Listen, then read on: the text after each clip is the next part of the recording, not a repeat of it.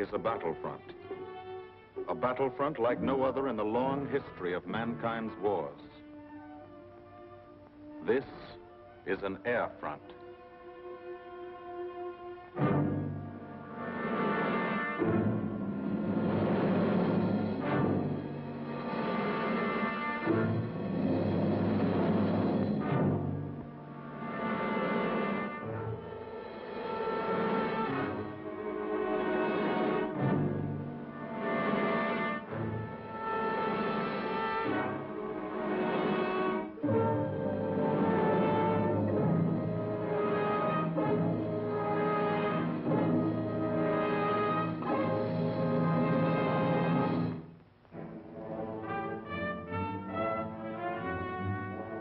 The working day begins, as it will end, with the ground crews, as much a part of the fortress as her wings. If you're a mechanic, you've got your own bomber. You get attached to it. But you know when your ship goes out on a mission, you may never see it again. So you do your work as well as it can be done, perfectly. Because you wouldn't want anything to go wrong that would be your fault.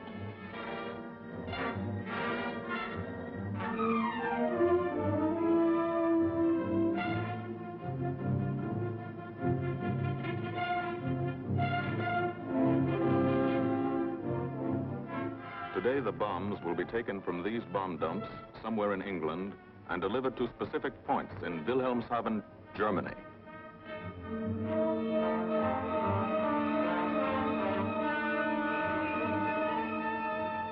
To deliver them is the job of the 8th Bomber Command, just a hauling job, yet one of the most difficult and complicated of military operations.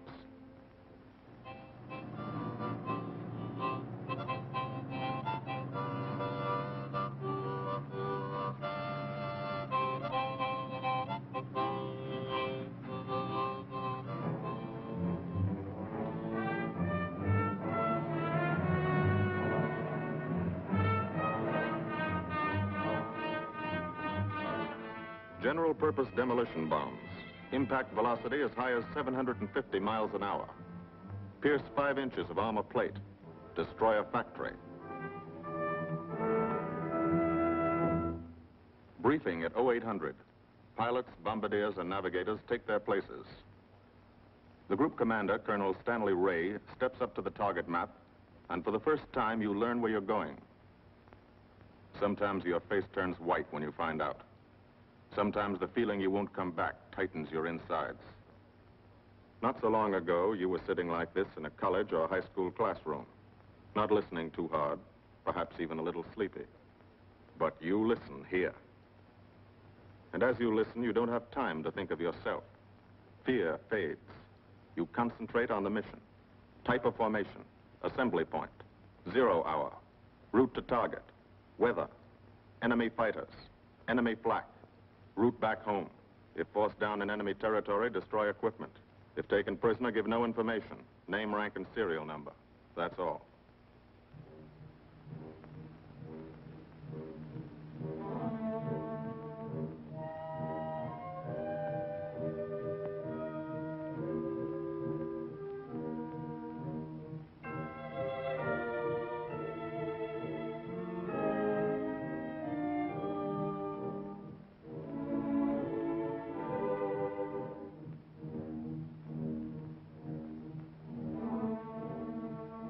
These are the passengers with one-way tickets. And this is the crew of the Memphis Belle, 324th Squadron, 91st Heavy Bombardment Group. Just one plane and one crew in one squadron, in one group, of one wing, of one Air Force, out of 15 United States Army Air Forces. Well, fellas, we've never had an easy ride over there yet. And today won't be any different. No escort except unfriendly. So keep your eyes peeled. Don't get excited and yell when you're talking on the intercom. Save your ammunition and make your shots count. And let me know what goes on back there, Quinlan. Yes, sir. Stay on the ball, gang, and she'll bring us back like she's always done. Okay? Let's go.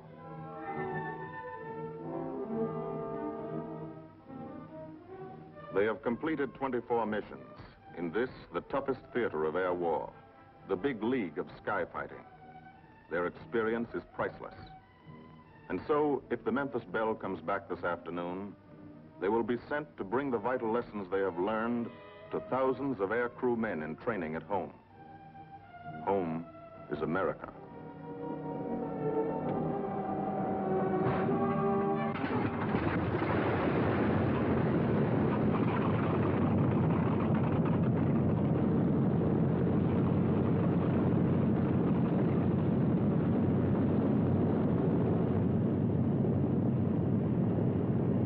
This is a battlefront, like no other in this or any war.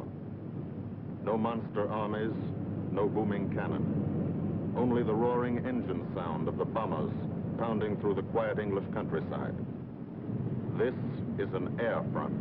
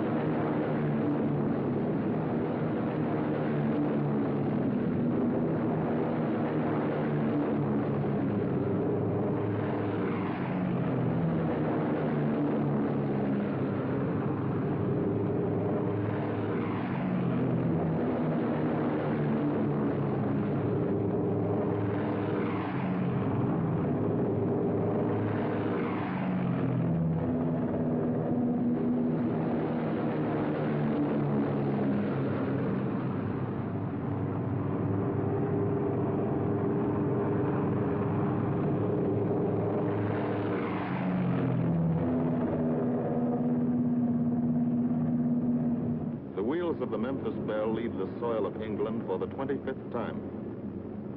The friendly soil of England, with its ordered farms and rural hamlets, its country estates surrounded by formal gardens and well-kept parks. The England these Americans knew only from the classics they had to read in school. The England of the towns and cities, whose people have defended their island's freedom for over 1,000 years. But today, their countryside has changed. Today, their island has been converted into a gigantic bomber field, a super aircraft carrier anchored off the shores of Fortress Europe, with hangars and machine shops, with hundreds of dispersal points, perimeter tracks, and concrete runways. This is England in its 5th year of war. And this is the new battlefront, the air front, from which we seek out the enemy.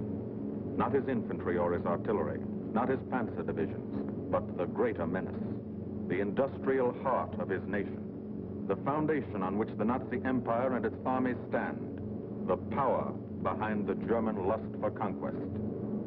The steel mills and refineries, shipyards and submarine pens, factories and munitions plants, pinpoints on the map of Europe which mean rubber, guns, ball bearings, shells, engines, planes, tanks, targets. Targets to be destroyed. And these are the destroyers, each with a belly full of bombs, and 10 men like the crew of the Memphis Belle. Pilot Captain Robert Morgan, industrial engineer from Asheville, North Carolina. He's flown this ship across the Atlantic.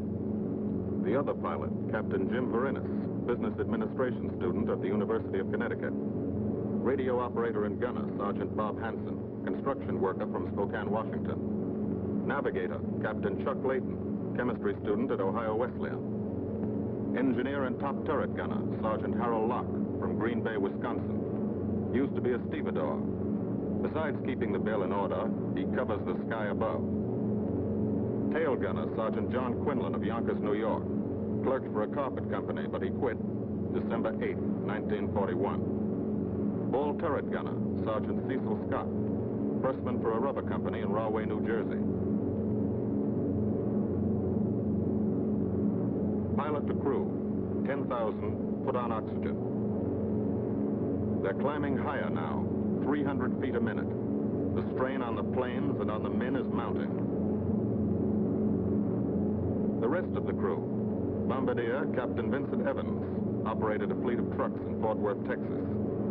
Waist gunners, on the right, Sergeant Bill Winchell, chemist for a paint company in Chicago. And on the left, Sergeant Tony Nastow, used to repair washing machines in Detroit when he was a kid. Now he's 19 and has 2 Nazi fighters, confirmed.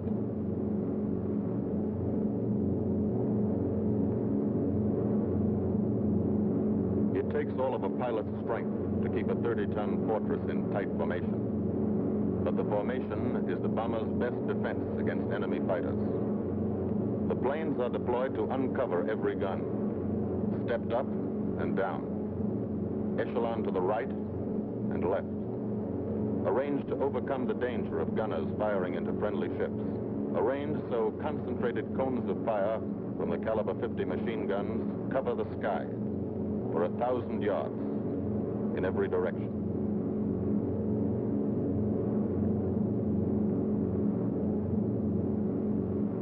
The friendly coast of England slips by below. It doesn't look like much now, but in a few hours when you come back, if you come back, this will be the most beautiful view in the world. Higher and higher, climbing to reach your best operational altitude, 25,000 feet, 5 miles straight up. So high you can't be seen from the ground with the naked eye. So high that after 1 minute without oxygen, you lose consciousness. After 20 minutes, you're dead.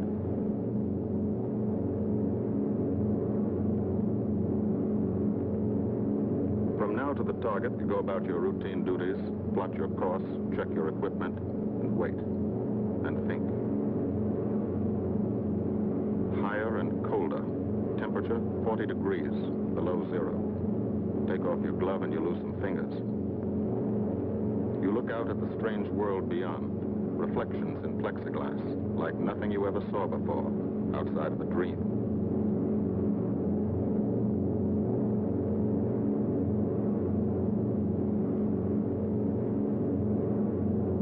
Higher and higher into the lifeless stratosphere, until the exhaust of the engines mixing with the cold, thin air condenses and streams the heavens with vapor trails.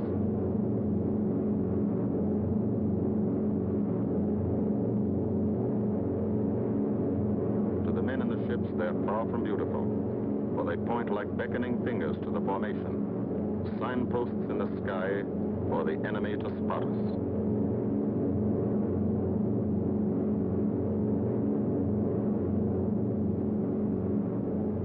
For these bombers to accomplish their mission, a plan is needed.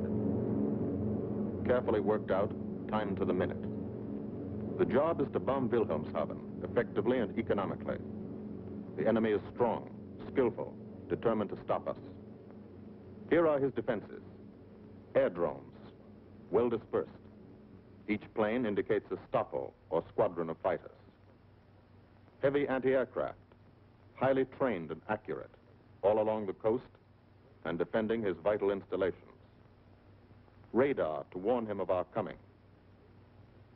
Here is our plan to divide his defenses and weaken his opposition. At 13:30 hours, shortly after takeoff, 6 groups of planes will be heading toward the enemy coast from 6 directions. The Blue Force, 100 B-24 Liberator 4-engine bombers. The White Force, 300 B-17 Flying Fortresses.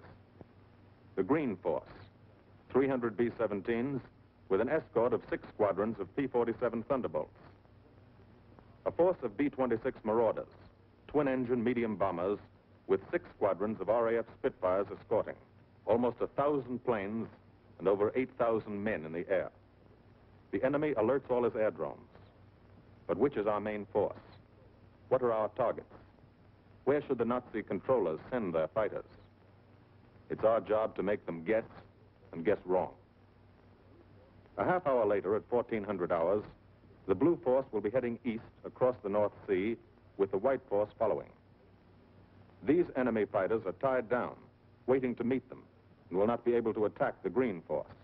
These fighters must come up to attack the Green Force, and thus will be no threat to the Blue and White Forces. The B-26s and Spitfires will bomb and strafe a key rail junction, diverting these 6 Stockholm and preventing the enemy from concentrating too many fighters on the Green Force, which is scheduled to bomb an aircraft factory at Hanover. At 1430 hours, the Blue Force will threaten this entire coastal area of northwestern Germany. Which target will it be? Flensburg? The Kiel Canal? Or will it turn suddenly and bomb Hamburg, Wegesack, or Emden? Actually, it carries no bombs at all. It's a decoy and keeps the fighters from the northern area busy while the White Force, the main effort, heads for the submarine pens of Wilhelmshaven. At 1500 hours, while the White Force is over its target, only a fraction of the available German fighter strength of the area can intercept it.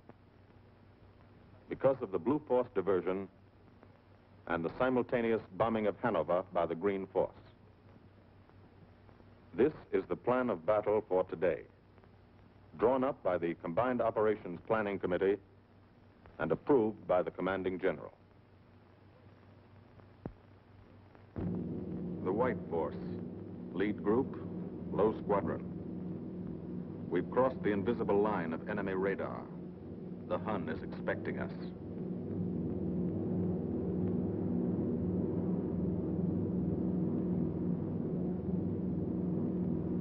Steel helmets go on. Watchful eyes strain. Tight formations are held tighter still. Tense gunners more alert because here it comes. The enemy coast. From up here, it looks the same as any other. Houses, roads, green fields, factories, waterways. But they are the houses and fields of those who invade and oppress. They are the factories and roads of the people who twice in one generation have flooded the world with suffering. Suffering in such quantity as the history of the human race has never known. Brought torment and anguish into countless American homes. Gold stars and telegrams from the War Department.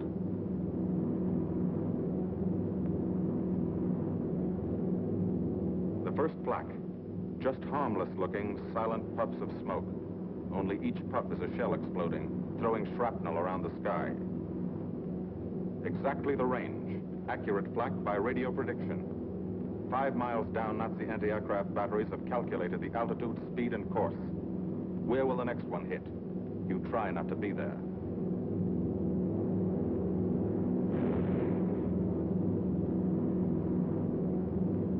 The docks and submarine pens of Wilhelmshaven. Approach to the target starts. No smoke screen can protect it.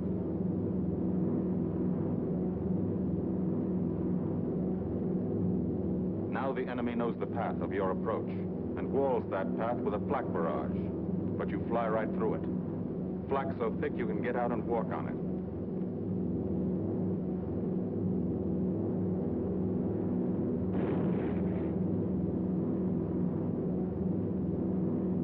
Morgan changes course every 15 seconds, evasive action to confuse the flak batteries. Bomb sights set for correct altitude and speed.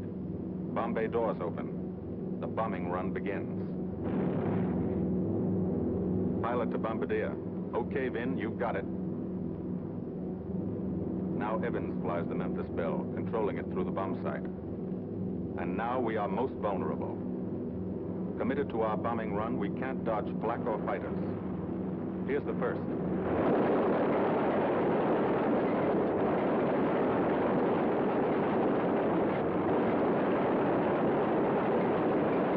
Top turret fires at him. Evans must ignore the battle. Crosshairs lined up on target. Adjustments for wind drift made.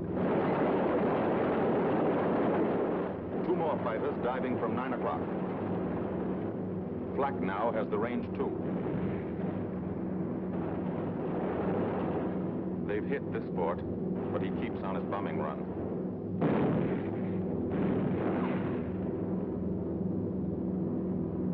As lead bombardier, Evans' aim must be good. Every other ship in the group will drop its bombs when he drops his. Now one pointer on the bomb site moves toward another stationary pointer. The instant they touch, bombs will release.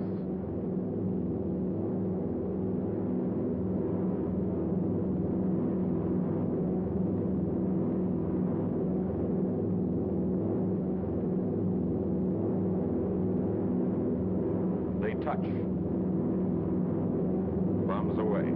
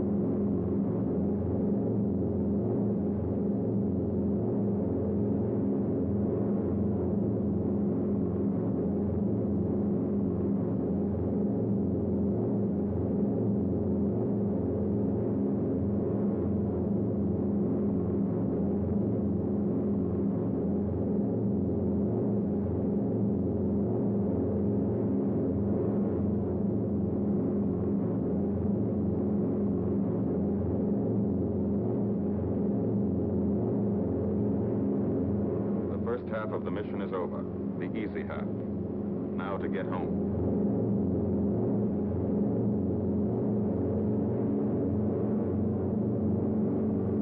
The flak stops. That means fighters out there somewhere. A stapper lurking behind that cloud, or hiding up in the sun where the glare blinds you, and you can't see them, waiting to dive down on you. Fighters at 6 o'clock. This is what a gunner sees. A speck in the sky. That's a fighter. And then a blink. That means he's firing at you. 2,300 rounds a minute.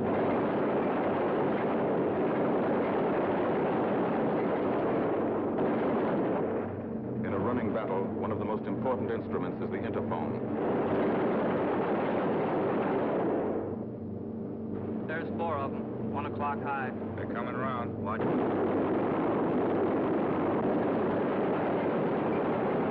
Fighters, 6 o'clock up, coming in, diving out, Chief. B-17 in trouble out at 2 o'clock, watching. Got an engine on fire.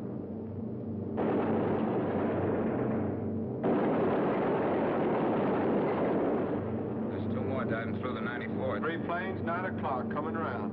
Keep your eye on them, boys. Coming around to 10. Watch them, Chuck. Keep your eyes open. Yeah. They're breaking at 11, breaking at 11. I got them. Coming around underneath at 10 o'clock. I got those see 'em. 2 at 2 o'clock. Watch them, Scotty. I got my sights on them. Check that B-17, Chuck. 3 o'clock. Motor smoking. Fighters 10:30 coming around. Those 10:30 upper or lower?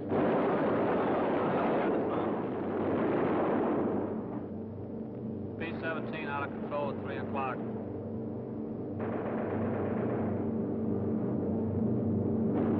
Come on, you guys, get out of that plane. Bail out. There's one. He come out of the bomb bay. Yeah, I see him.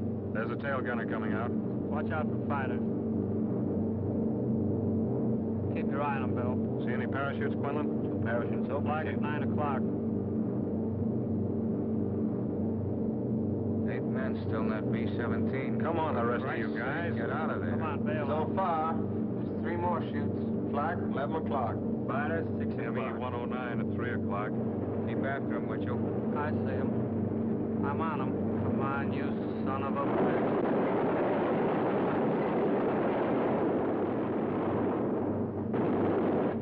I got him. Quinlan, confirm that fighter. He got him. on, Chief. Look, he's bailing out. Damn it, don't yell on that intercom. Fighters, 10 o'clock. Watch those 2 and 12, Ben. They're coming in. They're coming in, Scotty.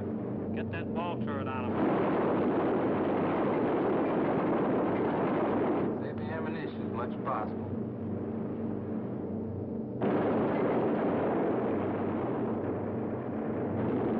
Watch that fighter coming in at 3 o'clock. He's coming in a half roll. Pull her up, Chief. Pull her up. Hurry.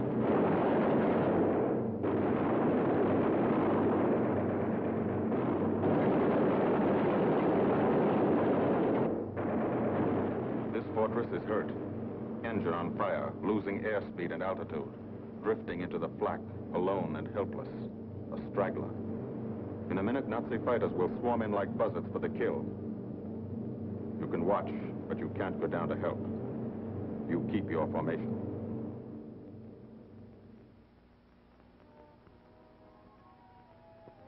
Here, too, the mission is being flown. None the less real for being in the minds and hearts of these men behind. Ask anybody who's been to a field in England, or anywhere else our bombers are based, and he'll tell you that there's drama here, too. Waiting to see who's coming back. To watch them, you might not realize how tense these ground crews are. But they are tense, and plenty worried. In Air Force talk, this waiting is known as sweating out the mission. These men know the flight plan. Their watches told them when the bombers were running into enemy flak, when they were over the target, when they left the enemy coast. And now their watches tell them the bombers should be nearing the field. Every ear strains for the first sound of the engines. And then somebody hears them. And somebody sees the first faint specks in the distant sky.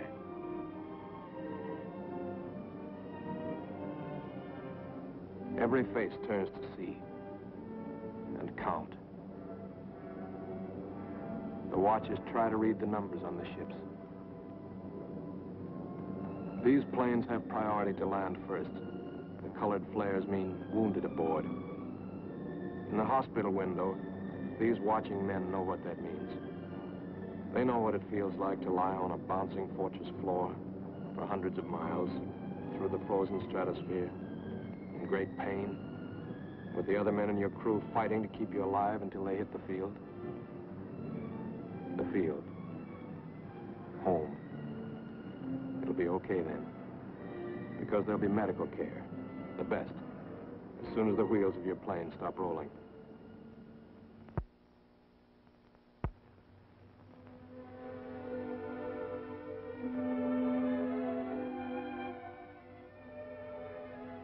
Head wound. Concussion. 20-millimeter cannon shell exploded in his radio compartment. Shock. Internal injuries. He'll be all right, though. Flak burst scattered flying shrapnel. He's full of steel splinters. This pilot's leg is not a pretty sight. Neither are the docks at Wilhelmshaven. These men will all get the Purple Heart. And this man, too, posthumously.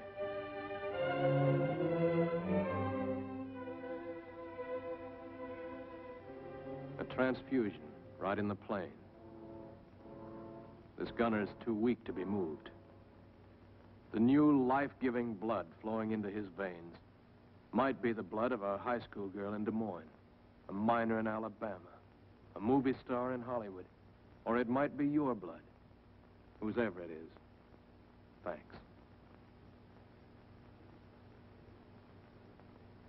36 planes left this field this morning. Now 6 more arrive. That makes 20 home. And this one's 21. More wounded aboard.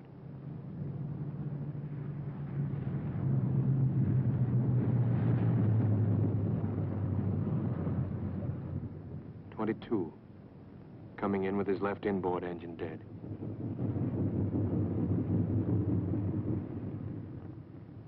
.23, with a feathered prop on his left outboard engine. 24, Southern Comfort, with a chunk of tail gone. 25, they flew home on their luck. 26. Not a scratch. The control tower learns that 2 more landed at a British field to the south. 1 a crash landing, crew safe. That makes 28. 29. A rough landing, but her pilot's badly hurt. It's a wonder he brought her back at all. 29 planes back, so far. 29 out of 36. Our losses were heavy, but the enemy's were far heavier. We destroyed a German aircraft factory, a rail junction, submarine pens, docks, and harbor installations. That's specific, known damage.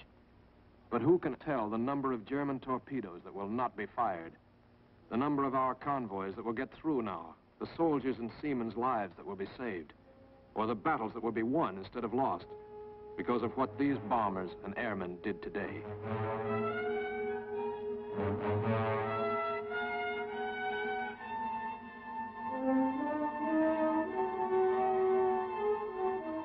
Pilot and tail gunner. They can laugh now. Fire on the inboard engine did this. Flames streaked back and burned the stabilizer, too. Another crew luck brought back.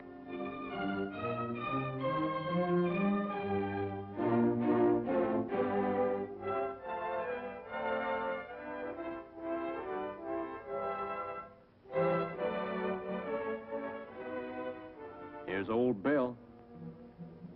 A pretty good airplane when it took off. Lost its nose, lost its navigator, bombardier wounded, top turret gunner and pilot hit. Hydraulic system shot out, no brakes, no flaps. But old Belle came back.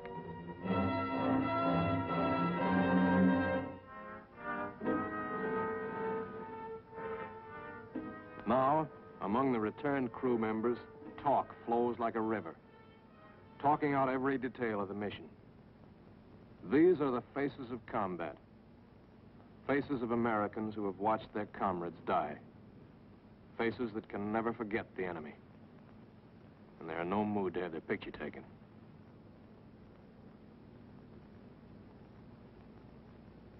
In the control tower, Colonel Ray, the group CO, is still watching and waiting. And then he spots the last flight. 3 more planes. And one of them is the ship everyone has been pulling for. The Memphis Belle. The last few miles of this trip have been a joyride. The strain is over. They can leave their guns now. Now they know they're going to go home. To Spokane, Green Bay, Asheville, Detroit, Chicago, Fort Worth, and Yonkers.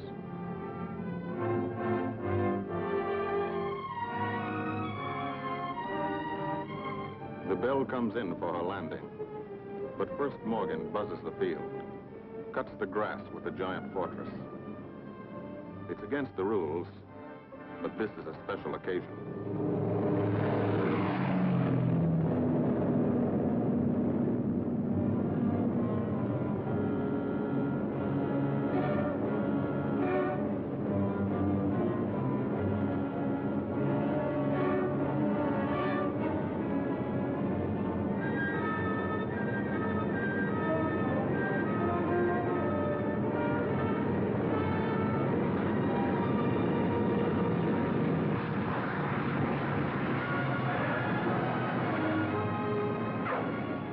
The Memphis Belle come back to the soil of England for the 25th time.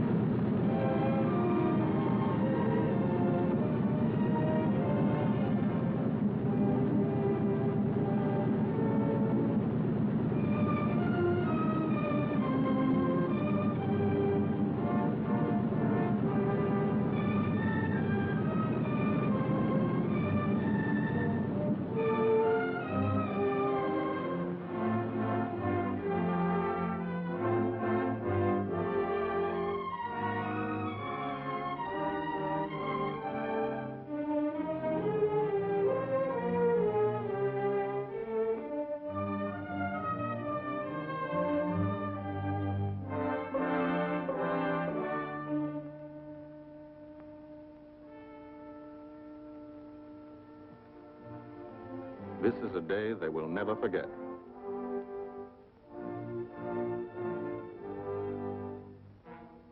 Another great day soon after, Brigadier General Hansel visited the field and presented the Distinguished Flying Cross to every member of the crew.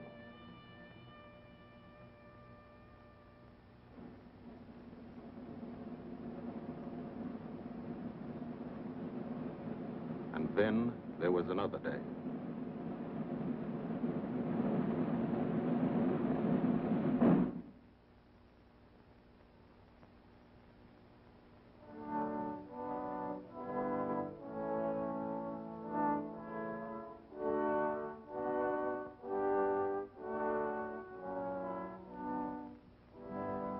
Their Majesties, the King and Queen of England.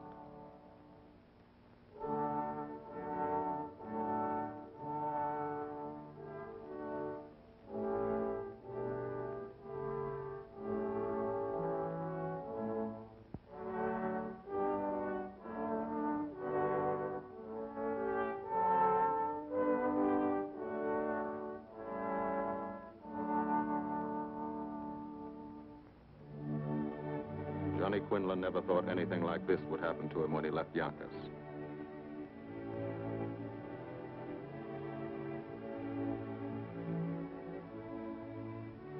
The ground crew were a little self-conscious about being dressed in fatigues, but the Queen thought they were very nice.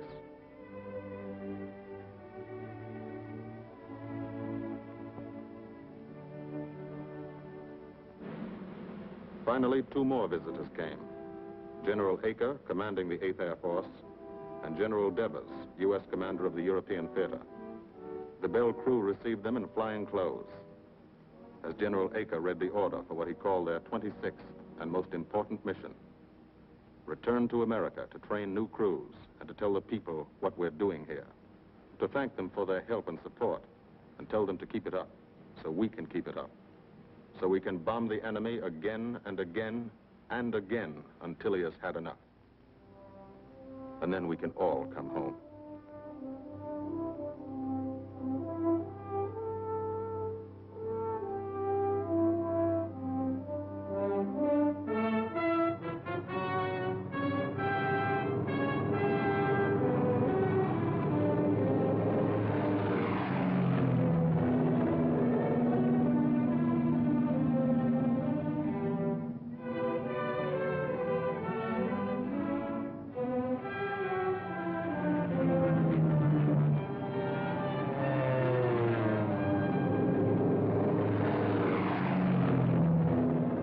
The men of the 8th Air Force, who are now flying deep into Germany, bringing destruction to targets almost 1,000 miles from their bases.